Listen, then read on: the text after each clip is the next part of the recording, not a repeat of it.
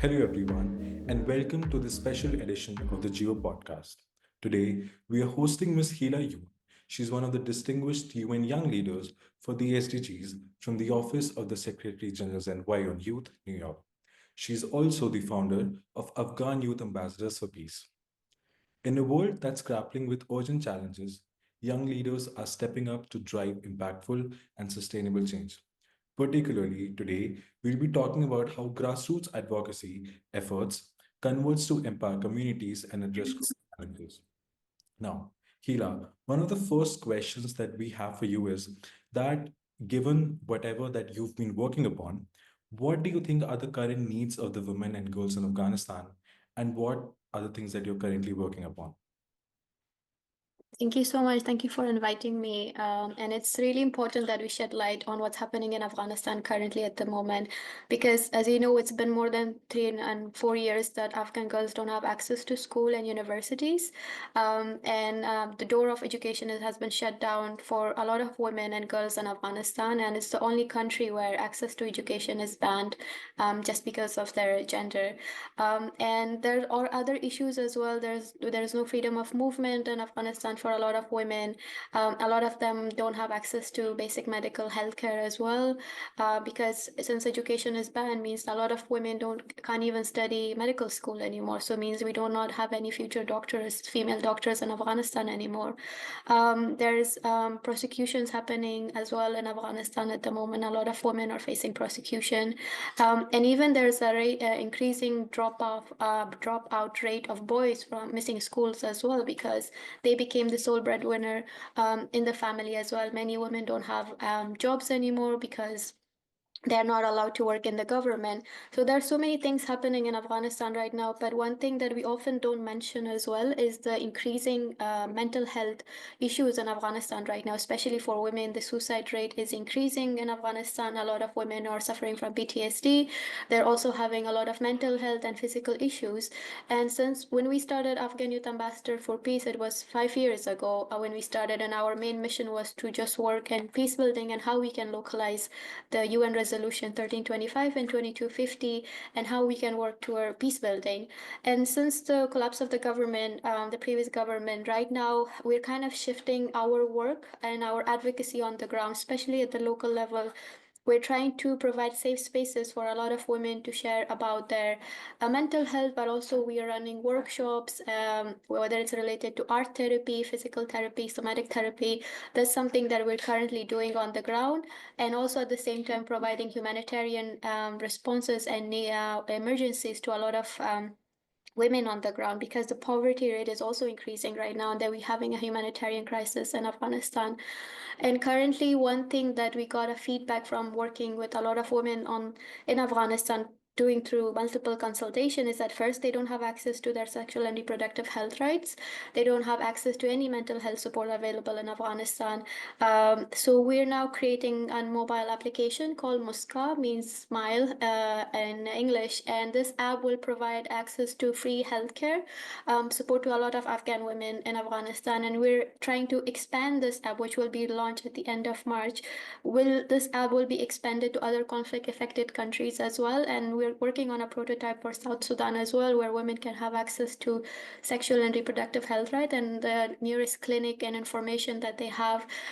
One thing we're also tackling with this app is like the spread of disinformation when it comes to mental health and sexual and reproductive health rights.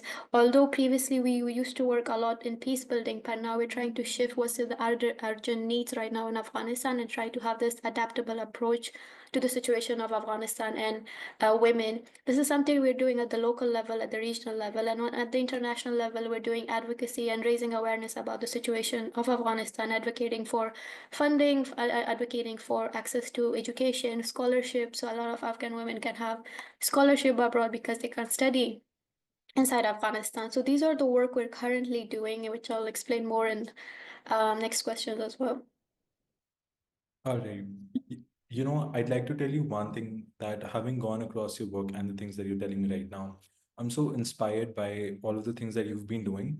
Because let's just say when we look at the world right now, Afghanistan does get, the world does talk about it, but a lot of those talks are mainly centered around the political problems or the political challenges. But then As you've highlighted, although it is a very serious problem, political problems are not the only thing that the people of Afghanistan, especially the women and girls, are suffering. And as you've highlighted, now building upon that, what I would want to ask you is that again, everyone has been thinking about how do we solve the Afghan problem.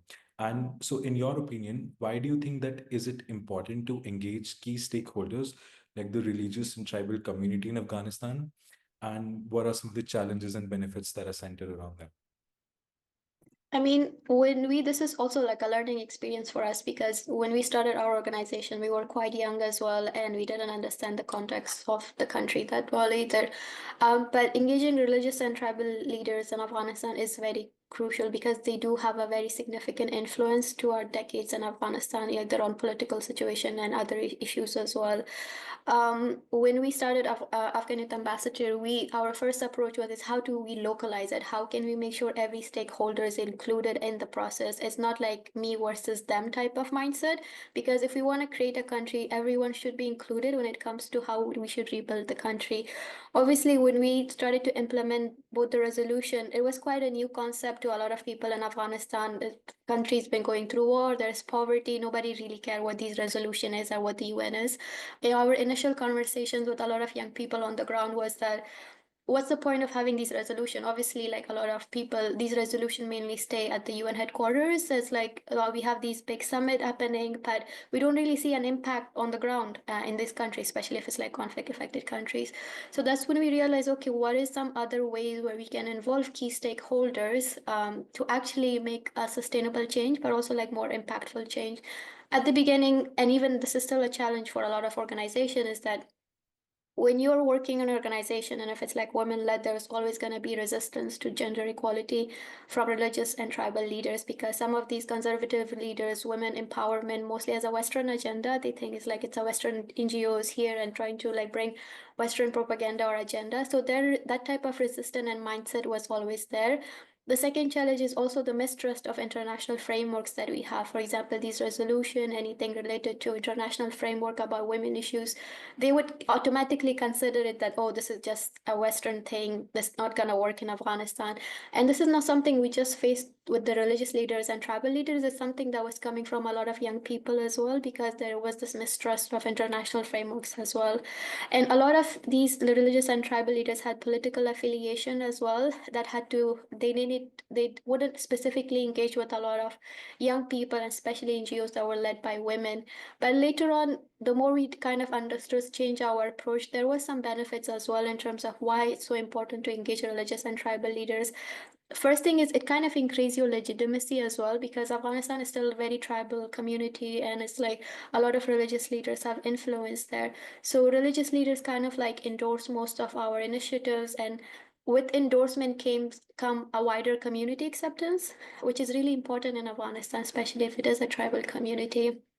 And one thing we kind of changed, that when we were talking about gender equality or anything related to women's issue, we kind of framed it in terms of within the Islamic values, like using Islamic arguments during our peace building dialogues. It's like, yes, Islam does allow both women and men to continue education. So there is no barriers according to Islam and the religion. So why are we having these barriers? Why women don't have access to higher education or school? And then later on, the resistance kind of like reduced. But at the same time, the benefit of including religious leaders and tribal leaders is the main goal is long-term sustainability in the country. You don't want to do just a project in Afghanistan and then get the funding and then do a few monitoring and reporting, and that's it. It's done. You've done a few workshops. What our aim was to have a long-term sustainability, but at the same time realizing that social change in countries like Afghanistan takes a lot of time. But if you actually want that long-term sustainable change and social change, you need to include every stakeholders in the dialogues, in meaningful dialogues, because we won't get anywhere with Afghanistan if we still have this me versus them type of mindset in the country. You know, one of the things that we originally or initially planned to ask you was that just how much difficult is it to integrate the international frameworks to the local context of Afghanistan? And that's something that you've highlighted. Now, building upon that, what I would really want to ask you is that through Afghan Youth Ambassadors, you've been training young girls to act as first responders to a lot of humanitarian crises in Afghanistan. Now, how do you think, given your vast experience, what do you think, or how do you perceive the role of young women in peace building? And how do you think, again, as we talked about, the international community or legislative organizations can better support and integrate their contributions to the formal peace processes? What would you say on that? I think when we talk about women's integration, there has been so many research that has proven that women involvement in peace process and peace building increases the chances of that peace agreement and peace process being sustainable is 30% extra.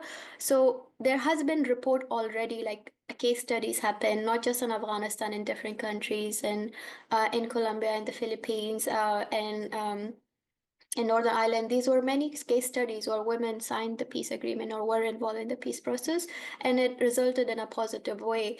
Now, when we talk about these, like in Afghanistan, like I said, women and men probably experience war kind of different way, and women a lot of time face sexual violence during war as well, displacement as well during war. So these type of things that women face means they will come up with a very different solution when we involve them in the peace processes or any meaningful decision making processes. It doesn't need to be related to peace process.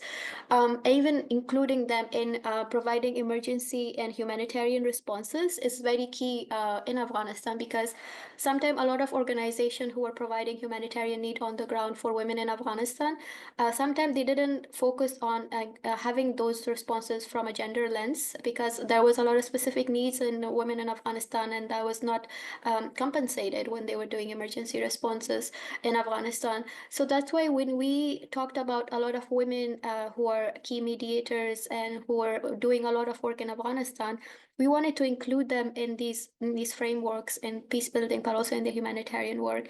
And just to clarify, like when we talk about empowering, a lot of women in Afghanistan were already empowered and they were already leaders. So we're not coming in as a like a rescuer, like yes, I'm here to rescue you. They were already leaders in their community. We were more of like enablers to provide them the right platform, the right resources that they need in order to expand their leadership, but also like what are the barriers that we can help in terms of either it's developing long-term partnership with different organization, or whether including them and providing them the right resources so they can expand their leadership within their community. Now, we did train them as the first emergency responders in the humanitarian support, because they provide humanitarian aid, medical assistance, and psychological support to displaced communities, especially women who are there because they felt more comfortable talking to a woman when they were displaced, and a lot of issues related to their sexual and reproductive health rights. And whenever there is a dispute within the community, historically, women did play a role in Afghanistan as a mediator in community dispute, and that's why we started training young women as a peace builders and mediators to prevent escalation.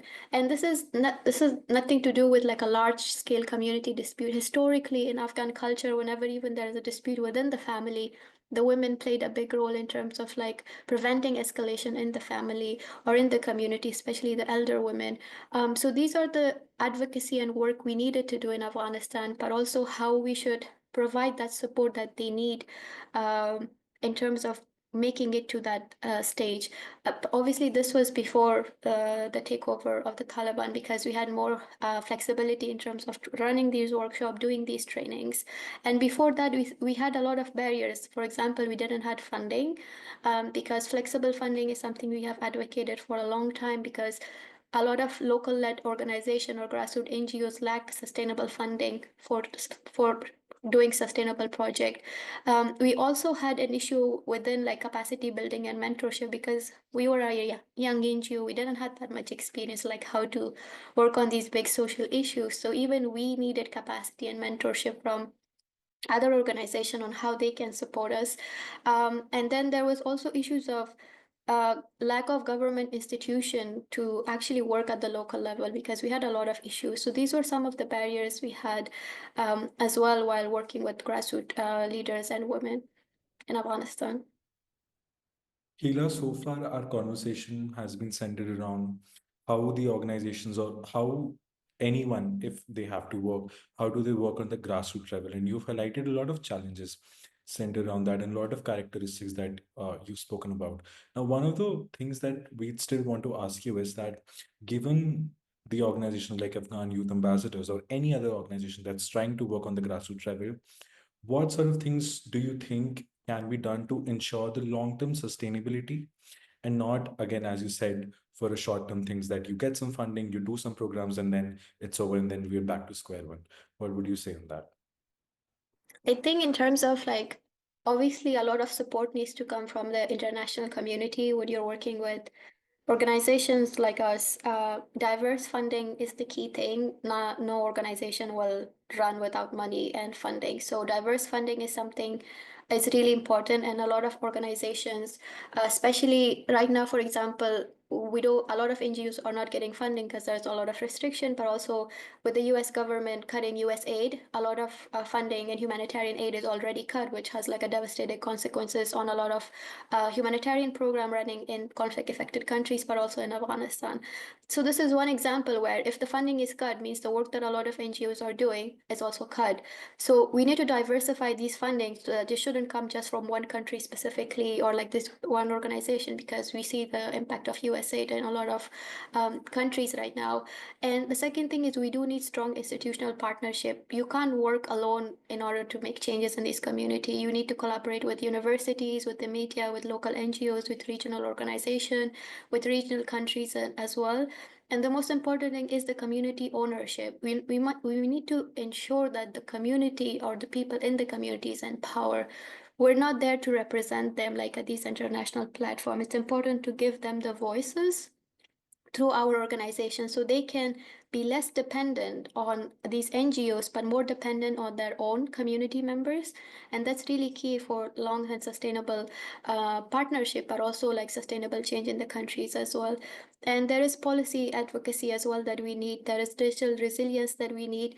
We need to make sure that we're giving voices to these local actors in these big platform, for example, to raise what's happening in the country and what type of work they've been doing. Because sometime in the past 20 years, we had consultants coming from the UN, from the US, from very different countries with really high salaries. But at the end, we didn't see like a very long sustainable change in our country. And what was the reason? Like we need to address this gap that we needed to empower the local community rather than being completely sidelined and just like doing consultancies and implementing the same framework that they did at under other country without realizing the context of Afghanistan. So that's something we need in order for long-term sustainability for these organizations. And most important thing is also avoiding selective activism and selective funding. So for example, if one country doesn't is not under your radar anymore because you're considering it as a lost cause and there shouldn't be any advocacy for this, but other countries are receiving more highlight in terms of like they're all over the traditional media and they're getting more funding, they're getting more support. But then these countries who have been in decades of war, they're not doing that. So avoiding selective activism, selective funding, and selective approach to the countries is something it's really important that we need to consider for long-term sustainable funding and sustainable work of these NGOs, especially at the grassroots level. While you've highlighted a lot of things that are needed for the long-term sustainability, one of the things that we or people have been observing time and again is, as you talked about, the selective funding, right? Because we see the funding channels, they seem to move as the cycle of conflict zones keep circulating from one country to the other. So if others conflict zones rise, the funding would probably shift over there as well. And that's one of the things that we as international community have to work against. Now, one of the last thing that I would want to ask you is, so far we've talked about organizations, we've talked about community, we've talked about the grassroots characteristics.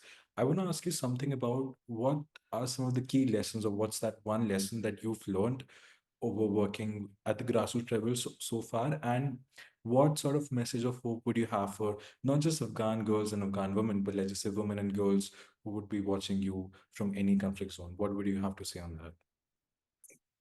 I think one lesson I've learned as well is like how it's really important that we make sure the hope is there when you want to make change in the community. Because right now, like I said, when you talk to a lot of Afghan women and girls, The diasporas are advocating outside the country as much as they can, but inside the countries, a lot of women are facing a lot of mental health issues.